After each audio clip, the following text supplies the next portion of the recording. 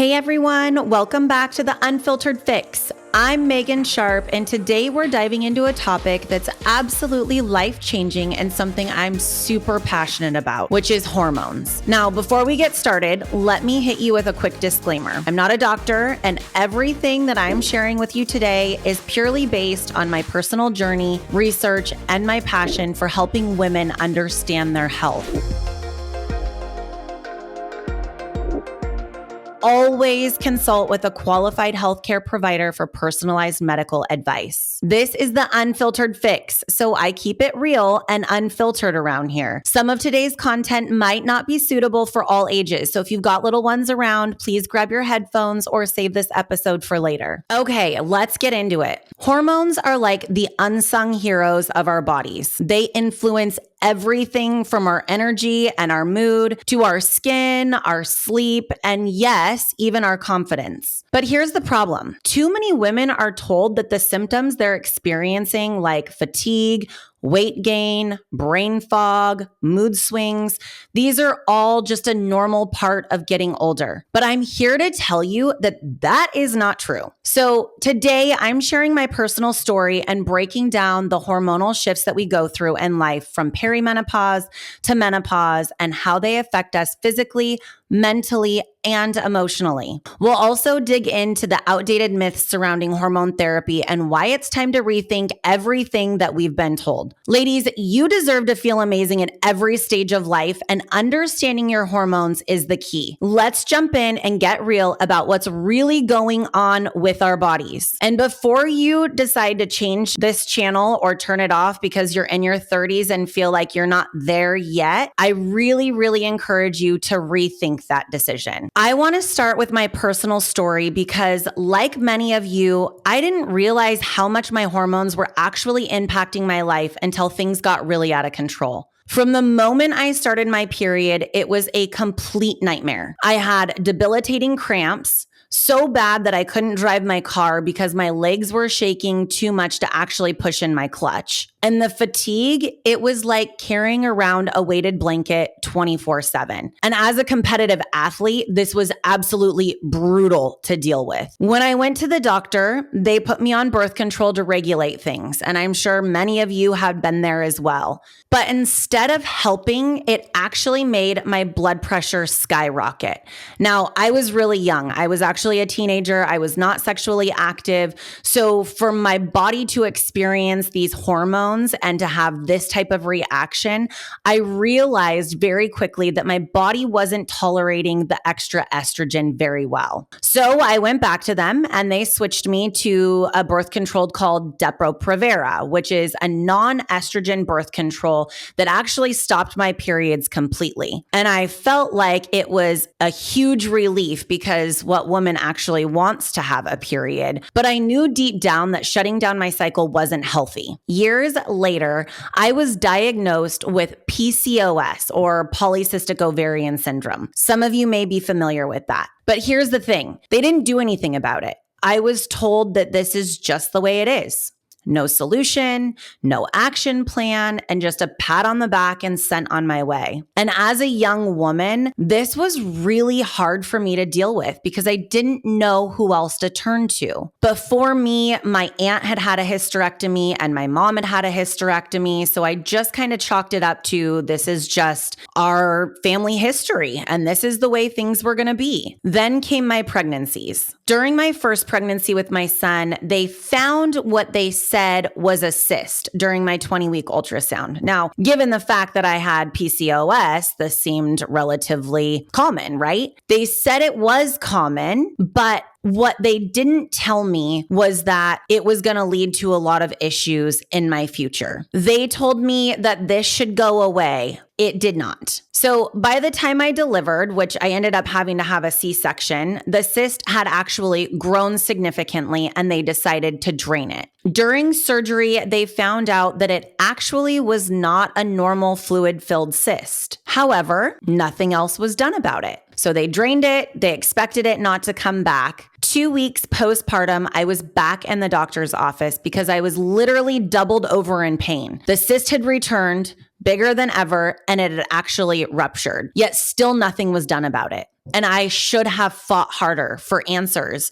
But I was a busy woman who was now trying to navigate motherhood, and my priority had shifted from myself to my son. Now, fast forward almost 4 years later with my second pregnancy, and it actually had taken me months to conceive my daughter. And by the time I realized I was pregnant, I looked like I was already 3 months along. I had actually had to switch OBs from my first pregnancy to my second pregnancy. And when I went in to meet my new doctor for the first time, I remember the look on his face and he said, "Wow, you're huge." Now, I don't know about you, but I don't recommend saying that to any pregnant woman because instantly I was like, yeah, I am. And in my mind, I was only 11 weeks pregnant. Imagine the blow that had on my self-confidence in that moment. During this appointment, which was actually my first ultrasound, the doctor thought that I was over 20 weeks pregnant at this point. Turns out my calculation was accurate. The rest of the space was actually taken up by a massive tumor. Bet you can't guess what it was. Yeah, you're right. It was that same quote unquote normal cyst that I had had when I was pregnant with my son. We actually discovered that it was a rare mucinous cystadenoma, and it posed serious risks to both me and the baby. But surgery during pregnancy wasn't exactly ideal either. So we decided to monitor it, hoping that I would make it full term. 6 weeks later, I went in for what I thought was a routine check, and the tumor had actually grown to what they estimated to be 3 pounds and required emergency surgery. I went in for surgery and they ended up removing the tumor, which turned out to be 3.5 pounds, and my left ovary at the same time. Luckily, everything turned out just perfectly fine, and my daughter's actually 9 and thriving, so there were no long-term implications for her. A couple years later, I developed a borderline tumor on my right breast. That's when I decided to undergo genetic testing to see if I was predisposed to cancer. Everything came back normal. My doctors explained that my body doesn't process estrogen well, and this imbalance was likely the root cause of everything I'd been dealing with, yet no hormone panels were recommended or even discussed. Never once did my doctor bring up what these implications looked like or how we could potentially try and alter them or balance them with natural remedies. In 2021, I had a total hysterectomy. This is where they remove everything. It was the right decision for me, but looking back, I can't help but wonder if I had understood my hormones earlier, could I have avoided all of this? That's why I'm so passionate about this topic. I want to help other women avoid the same struggles that I faced. One of the best ways that I can describe what hormones are, they are my calendar, which keeps everything running smoothly. Without my calendar, I would be lost and I would be completely distraught. And with dysregulated hormones, we often feel lost and a little crazy. They regulate your mood, energy, weight, sleep, skin, libido, and even how confident you feel. For those of you that want a quick rundown of the major players, we've got estrogen. This is the queen bee. It keeps your skin elastic, your bones strong, and your mood stable. Then there's progesterone, the calming hormone. It helps with sleep, anxiety, and overall balance. Testosterone. Yes, we as women have this too, and it's essential for muscle mass, bone density, libido, and metabolism. Cortisol, which is your stress hormone. When it's out of control, it throws everything else out of balance. And we know that hormones go through various phases of fluctuation and change throughout a woman's life, and each phase significantly impacts health, mood, and overall well-being. The main phases of hormonal change are puberty, our reproductive years, pregnancy, perimenopause, menopause, and postmenopause. But today I want to talk about what happens to our hormones during perimenopause, because let's be real, it's like our bodies have decided to throw a hormonal tantrum and everything is shifting, and it's not always subtle. It's like our hormones are partying one day and crashing the next, which gives us that crazy feeling, almost like we're lost in our body and have no idea who we are anymore. And I think that a lot of women don't realize how early perimenopause can start. It's not just something that happens in your 40s or 50s. It can creep up in your mid 30s. And that's when you start start noticing those little signs that something might be off. What's really happening here is that our hormones are starting to fluctuate, and it's this unpredictable roller coaster that causes all of those fun symptoms. First up is estrogen. Again, this one's the queen bee, but during perimenopause, she gets a little unpredictable. One day your body's like, let's crank out a bunch of estrogen, and the next it's like, nah, no thanks, we're good without it. These spikes and drops are actually what cause those classical symptoms like breast tenderness, heavy periods, and mood swings when it's high. And then hot flashes, vaginal dryness, and brain fog when it's low. It's a total juggling act. Then there's progesterone, which is usually the first hormone to take a nosedive. Progesterone is like the calming friend in your hormonal group. It helps you sleep, keeps anxiety in check, and balances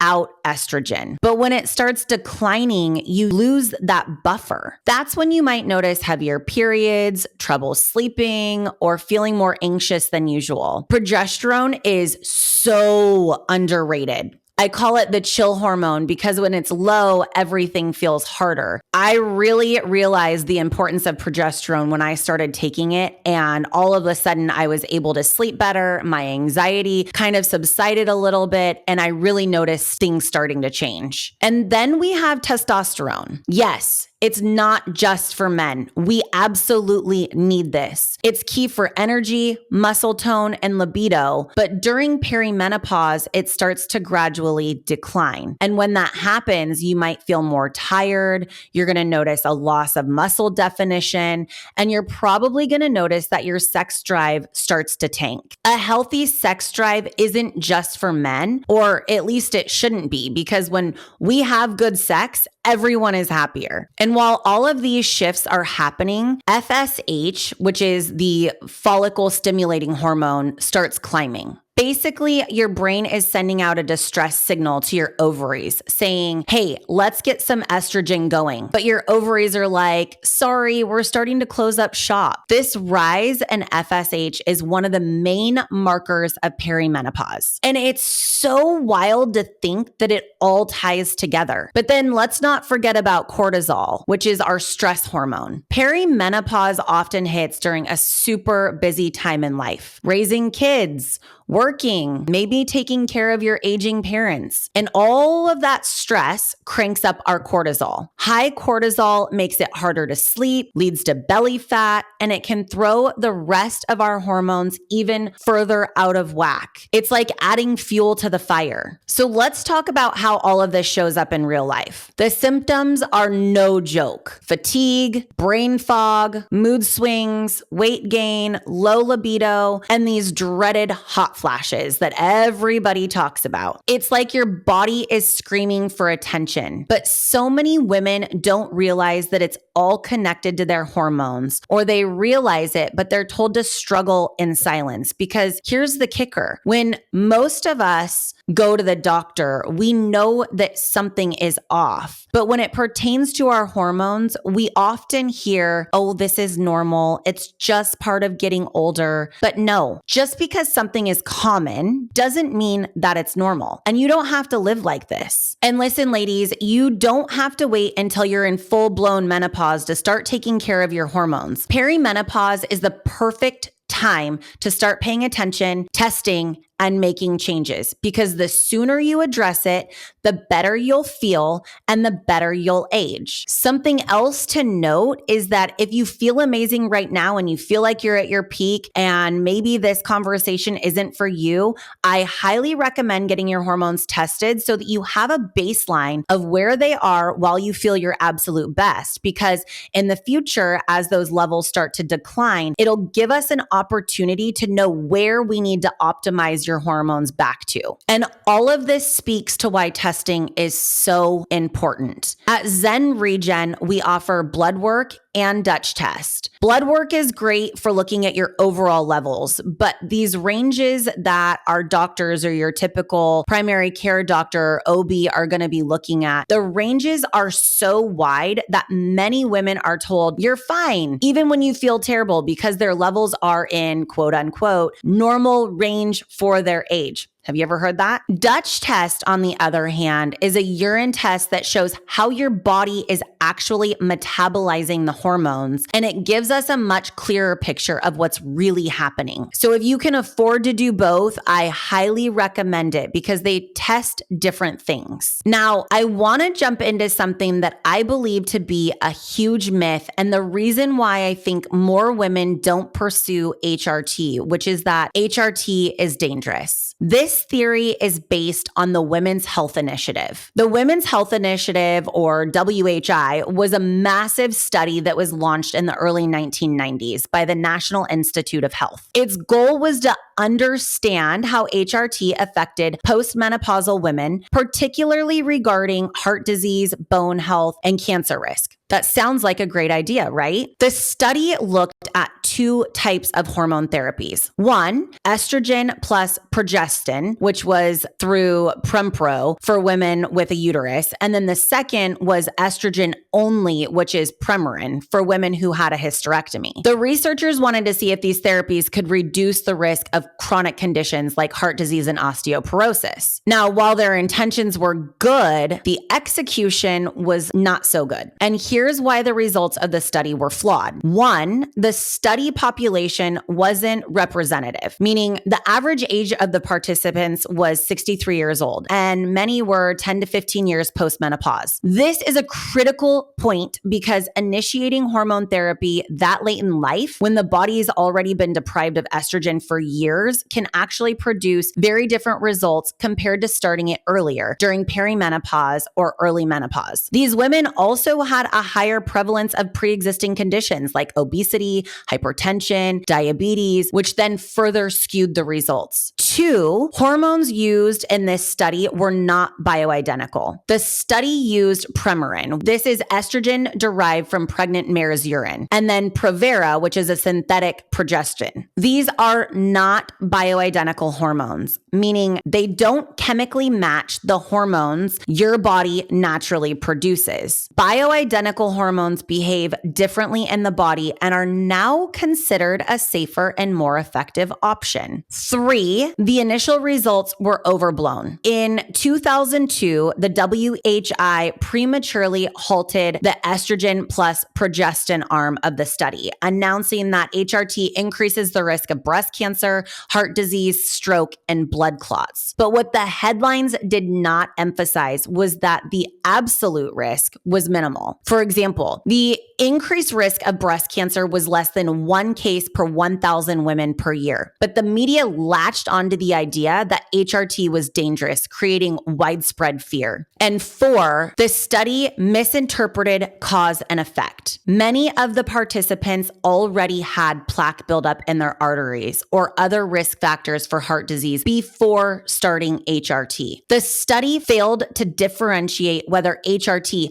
caused these issues or whether they were already present. Newer studies now suggest that starting HRT before reaching menopause may actually reduce the risk of heart disease, not increase it. Now, fast forward 20 plus years, and we have a much better understanding of hormone therapy. Newer research has debunked many of the WHI's conclusion. And here's what we now know. 1, timing matters. The timing hypothesis shows that starting hormone therapy during perimenopause or early menopause, so before the age of 60 or within a couple of years of menopause, can actually protect against heart disease, improve bone density, and support brain health. Starting HRT decades after menopause, when the body is already in a state of decline, is what led to the negative outcomes seen in the WHI. 2, bioidentical hormones are safer. Unlike synthetic hormones used in the WHI, bioidentical hormones are chemically identical to the ones that our body naturally produces. They're associated with fewer risks and better outcomes, especially when tailored to the individual. 3, the breast cancer risk was overstated. Later analyses reveal that the increased breast cancer risk in the WHI study was primarily linked to the synthetic progestin, not estrogen. And in fact, estrogen therapy in women who have had a hysterectomy may reduce the risk of breast cancer. This is one of the things that really helped me make my decision between not doing HRT and doing HRT after I had my hysterectomy. 4, HRT has many benefits. When used appropriately, HRT can protect against osteoporosis and reduce the risk of fractures. It can improve cardiovascular health. It can support your cognitive function and potentially reduce the risk of Alzheimer's disease. It enhances your skin's elasticity and collagen production, and it can help reduce menopausal symptoms like hot flashes, night sweats, and vaginal dryness. I remember sitting in the exam room with my doctor talking to me about how after I have my hysterectomy, I'm going to be thrown into menopause overnight and I'm going to have all of these awful symptoms. And to be quite honest with you, I was a little terrified, but rather than accepting that as my reality, I made it my goal to dive into this topic more and really reach out to specialists that thought outside of the box to help me understand that HRT was in fact something that I needed to be doing rather than just accepting my new reality. I started HRT about 8 weeks post hysterectomy, and I honestly have zero symptoms of being in menopause. So why does any of this even matter? The WHI study left an entire generation of women terrified of hormone therapy. Millions of women were abruptly taken off of HRT, and many suffered unnecessarily with symptoms like hot flashes, bone loss, and cognitive decline. Even today, some doctors still rely on the outdated data or information from the WHI findings to discourage women from seeking hormone therapy. This is why it's so important to advocate for yourself and work with providers who stay up to date on the latest research. Again, I'm not here to tell you that HRT is right for you. I'm simply here to encourage you to be your own advocate and really dive into the research yourself. At Zen Regen, we don't just look at HRT as a replacement therapy. We think of it as hormone optimization therapy. It's a hot topic, so we keep it hot with hormone optimization therapy. It's not about giving you a cookie cutter solution. It's really about tailoring your treatment to your unique needs. And I want to be very clear when I say this, treating hormone imbalances isn't about vanity or biohacking. It's about health span. It's about reducing your risk for heart disease, osteoporosis, cognitive decline, and other chronic conditions so that you can live a vibrant, healthy life. I feel like the medical industry does us such a huge disservice when they try and talk us out of this or just completely skirt the issue or sweep it under the rug. What we are experiencing in women is not the way we have to live. If you've been hesitant about hormone therapy because of the WHI study or because of these misconceptions about it being dangerous, I really, really, really want to encourage you to dig deeper. The research has evolved, and we now know that hormone therapy, when done right, is not only safe, but is truly life-changing. When I think about the main programs that we do at Zen and how certain areas or testing that we do overlap, there are two big things that come to my mind. One, it's hormones, and two, it's gut health. These two areas are really at the hub of your overall health and wellness. So how do you know if your hormones are out of whack? Well, here are some red flags to watch for. One, you're waking up tired, dragging yourself through the day, and no matter how much caffeine you consume, you're still exhausted. Hormone imbalances, particularly with cortisol, thyroid hormones, or progesterone, can leave you feeling constantly drained. This isn't just being a little tired. It's that bone deep exhaustion that makes every basic task feel so overwhelming. Two, brain fog that you can't remember if you walked into the room or why you walked into the room, because forgetfulness and difficulty focusing and feeling like your thoughts are moving through molasses are all classic signs of hormone trouble. Estrogen plays a big role in cognitive function. So when it dips, your brain feels foggy. Low thyroid thyroid hormones can also slow mental processes, leaving you struggling to keep up. 3, weight gain, especially around your abdominal region. If you're gaining weight in your midsection despite eating well and exercising, hormones could be a really big culprit in your weight loss journey. Chronic stress raises our cortisol levels, which can lead to fat storage around the belly. And then hormonal changes can make your body less effective at processing sugar, leading to fat gain, which is where that insulin resistance comes into play. Then you have thyroid dysfunction. A sluggish thyroid slows your metabolism, making it harder to burn calories. Symptom 4, or red flag 4, is mood swings that leave you feeling like a roller coaster. One minute you're laughing, the next you're crying, and you don't know why, because fluctuating estrogen and progesterone levels, common during perimenopause, can wreak havoc on your mood. Low progesterone in particular is linked to increased anxiety and irritability, while dropping estrogen can leave you feeling sad or overwhelmed. Red flag number 5, low libido. If your sex drive is nowhere to be found, hormones like testosterone, estrogen, and progesterone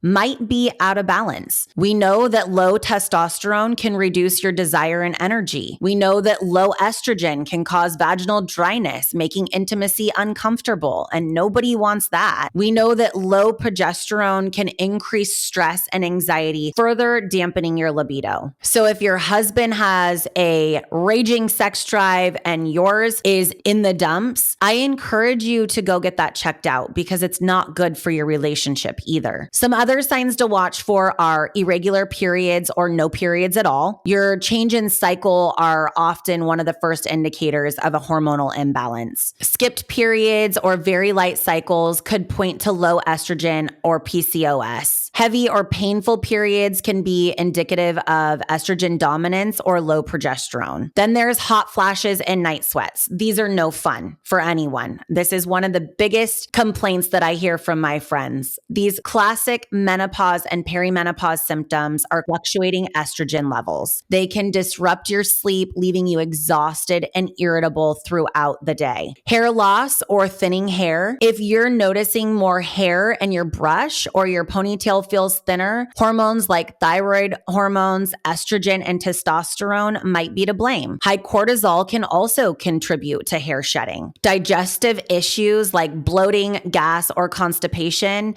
could be tied to hormonal imbalances as well. For example, progesterone affects gut motility, so low levels might slow your digestion. Estrogen influences the gut microbiome, and an imbalance can lead to discomfort. Then there's skin changes, adult acne, skin dryness, or melasma. Hormonal acne, especially cystic breakouts along the jawline, often signals elevated androgen like testosterone. Estrogen depletion can lead to drier, thinner skin and more pronounced wrinkles, which causes that crepey effect that a lot of women complain about. Melasma, or dark spots or patches, often appears when hormonal shifts are taking place, especially during pregnancy or perimenopause. Then there's sleep problems. Sleep is one of those underrated things that really does impact our overall health and well-being. So whether it's trouble falling asleep, staying asleep, or waking up too early, hormones like progesterone, melatonin, and cortisol play a huge role. Low progesterone reduces your body's natural calming effects, while elevated cortisol keeps you in a state of alertness. So if any of this sounds familiar, it is time to take action. Because here's the thing, these symptoms aren't just annoyances or things that you have to deal with. They might be common, but you can stop it. They're your body's way of telling you that something's off, and ignoring them can truly lead to bigger issues down the road, like bone loss, heart disease, or cognitive decline. Hormonal imbalances can shake our confidence in ways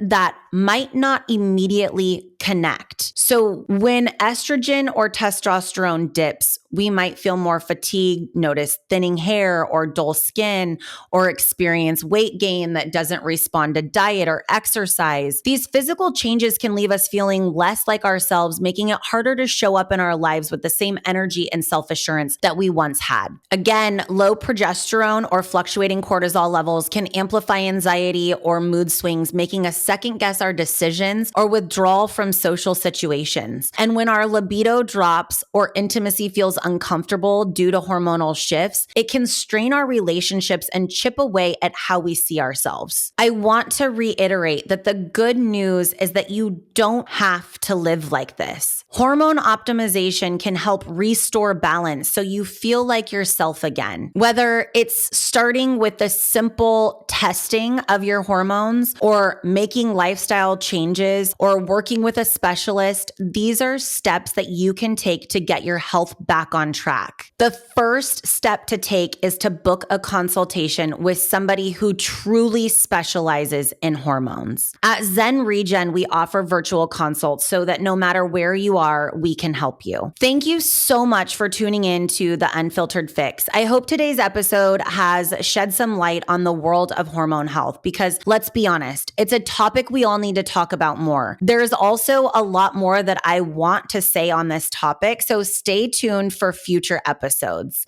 If anything I shared today resonates with you or got you thinking, don't keep it to yourself. Share this episode with your friends, your sisters, your coworkers, anyone who might be struggling with their health and feeling like they're alone in it, because they're not. And here's the deal. The more we talk about these things, the more we normalize taking charge of our health, the better it's going to be for all of us. This isn't just about dealing with it. It's about finding solutions that help us feel our best, look our best, and live our best lives. If you haven't already, hit that subscribe button so you never miss an episode. I would also love it if you would leave a review because those are really helpful to get the word out. And share this on your socials to keep the conversation going. Let's make this a movement, not just a moment. Hormone health is essential, and every woman deserves to know her options. Thank you for being here, for investing in yourself,